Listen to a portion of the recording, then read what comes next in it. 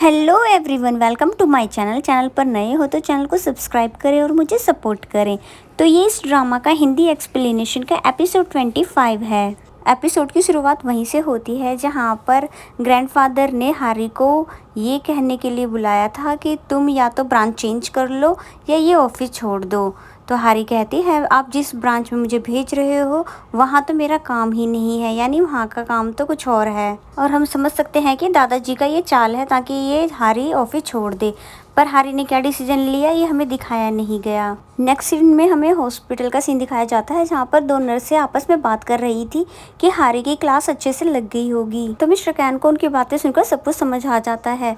वो बहुत ही ज़्यादा गुस्से में होते हैं और फिर वो सीधे सुनहू के पास जाते हैं और उस पर बहुत ज़्यादा गुस्सा करते हैं कि तुमने मुझे क्यों नहीं बताया कि आखिर हारी के साथ क्या हो रहा है। सुनहू समझाने की कोशिश भी करता है कि तुम हॉस्पिटल में थे इसीलिए मैंने नहीं बताया, पर मिस्टर कैन को बहुत ही ज़्यादा गुस्सा आ रहा होता है। नेक्स्ट सीन में मिस्टर कैन जल्दी से तैयार होकर ऑफिस आते हैं और ऑफिस में आते ही सबसे पहले हारी के डिपार्टमेंट में जाते हैं। मिस्टर कैन हारी के डिपार्टमेंट में जाके हारी के बारे में पूछते हैं तो डायरेक्टर बताती है कि 2 दिन पहले आपके ग्रैंडफादर ने हारी को मिलने के लिए बुलाया था और उसके बाद से वो वहाँ वापस आई नहीं है। तो मिस्टर कैन को सब कुछ समझ आ जाता है कि जरूर दादाजी ने ही कुछ किया होगा। वो भाग कर जाते हैं अपने ऑफिस में जहाँ पर ग्रैंडफादर वहाँ बैठे हुए थे। तो मिस्टर कैन दादाजी से पूछते हैं कि आपको ये सब करने की क्या जरूरत थी। तो दादाजी कहते हैं मैंने तो उसे निकाला नहीं, मैंने तो उसे ऑप्शन दिया था कि या तो वो दूसरे डिपार्टमेंट में चली जाए या फिर ये जॉब छोड़ दे। तो दादाजी की ये बातें सुनकर मिस्टर कैन को बहुत ज़्यादा गुस्सा आता है और वो कहते हैं कि उसमें उसकी क्या गलती थी, मुझे ही उससे प्यार हुआ था और मैंने ही उसे इस रिलेशन में आने के लिए कहा था, ये सारी गलती मेरी थी,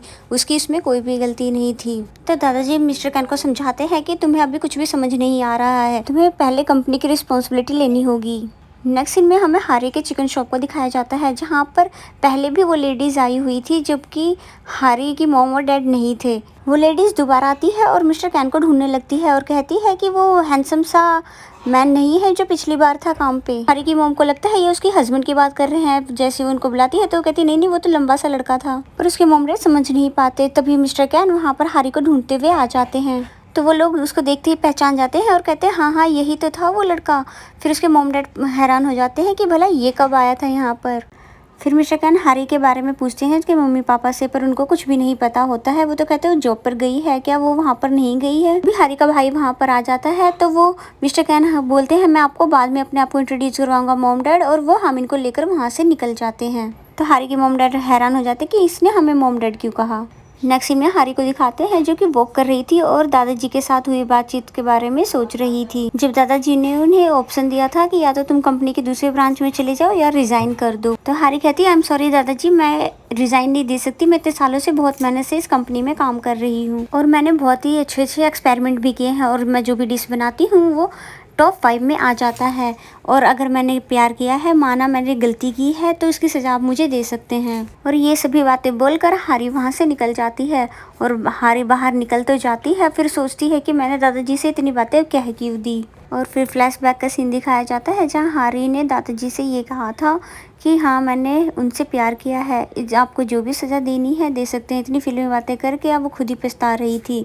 फिर मिस्टर कैन का दिखाया जाता है जो कि हामिद से पूछ रहा था कि प्लीज़ उसको कॉल करो और वो मेरा फ़ोन नहीं उठा रही है। फिर वो हामिद के कंधे पे हाथ रखता है और कहता है ओ साले जी प्लीज़ मेरी मदद कर दो। तो हामिद हंसने लग जाता है और अपना फ़ोन उसे दे देता है।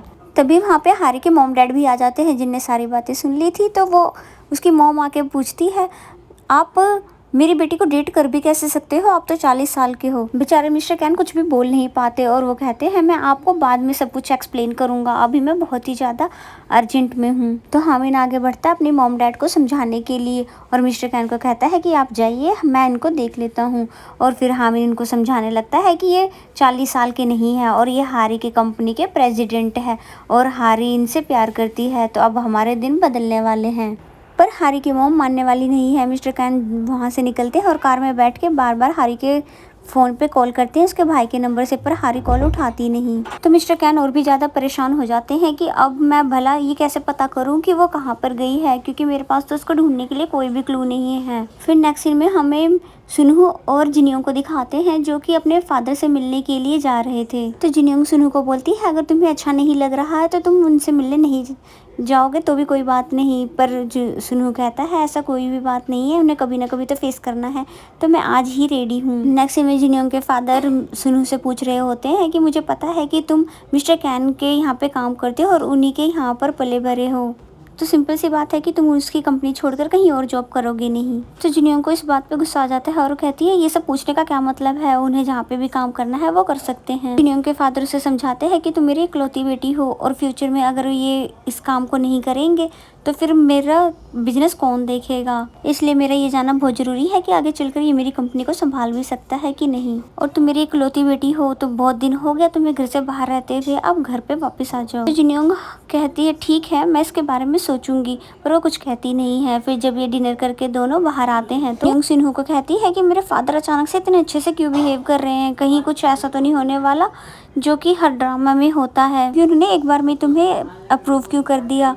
तो सुनहु समझाता है कि ऐसा होता रहता है, कई बार अच्छा होने से पहले हमें डर भी लगता है। तब अचानक से जिनियोंग की नज़र एक बॉक्स पे पड़ती है जिसमें रिंग था, तो उसे खोलते ही वो बहुत ज़्यादा खुश हो जाती है और कहती है तुम मुझे प्रपोज करने वाले थे क्या।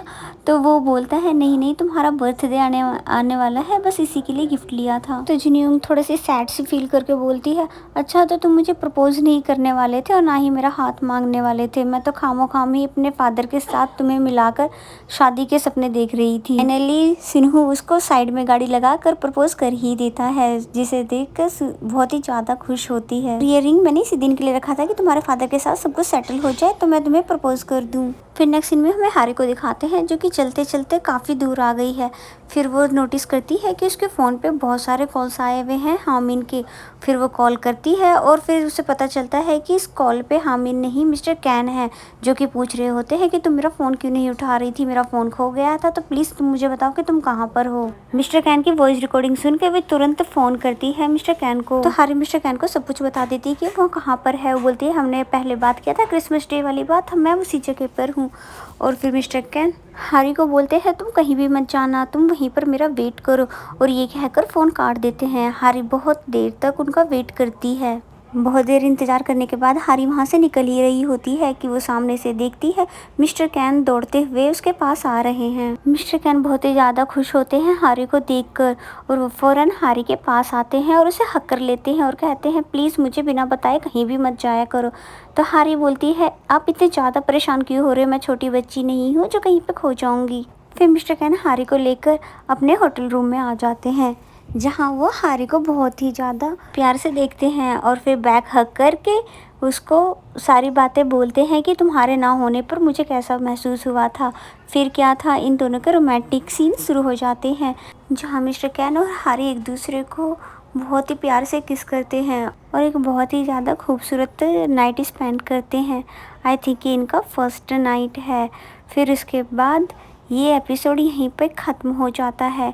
वैसे जब कोई प्यार में होता है तो उसके लिए ये आम बात है, बट दादाजी इनके प्यार को अप्रूव करते हैं या नहीं तो ये तो हमें आगे ही पता चलेगा। आने वाला एपिसोड आखिरी एपिसोड है तो उसमें आई होप हैप्पी एंडिंग ही हो, दादाजी इनको अप्रूव कर दे और ये मिल जाए। तो इसी के साथ ही ये एपिसोड यहीं पे ख़त्म हो जाता है। तो मेरा एक्सप्लेनेशन अगर आपको अच्छा लगे तो वीडियो को लाइक करें और कमेंट करके ज़रूर बताइए ये एपिसोड आपको कैसा लगा। अगर चैनल को अभी तक सब्सक्राइब नहीं किया तो सब्सक्राइब कर ले। तो मिलते हैं नेक्स्ट एपिसोड में, तब तक के लिए बाय बाय।